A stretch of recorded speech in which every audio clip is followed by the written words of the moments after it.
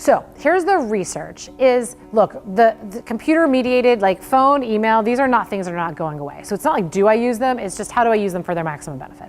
The research on negotiation is this. If you take people who are adversarial, the fewer modes of communication they have to communicate, the better. So email, for example, is actually a really good mode of communication. You would think it's kind of the opposite when people are adversarial. And the reason is if we're face to face, you can not only hear my voice, you can see my eyes, you can see me move, et cetera, okay? So I start to do things and we are having this difficult competitive relationship.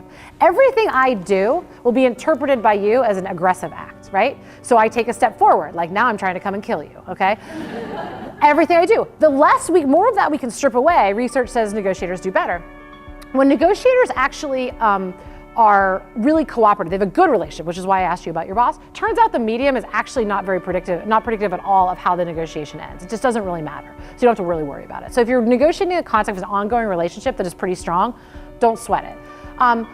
Where it's actually really useful to take conversations face to face is where we're kind of in that middle ground of, are you friend or are you foe? I haven't quite figured you out yet. This could go either way. It's been shown that those negotiations actually, the more channels of communication I have to figure that out, the better. And so if I'm in a negotiation, either because of the person or because of the topic, it could become an adversarial conversation or it could become really collaborative.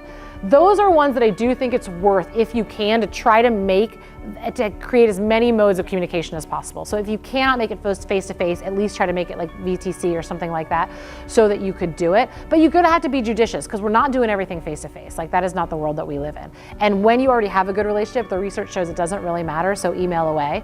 But save your face to face or your sort of richer communications for those ones where you think this could go really well or it could go really horribly and the jury's still out. Those are the ones where it makes the best impact.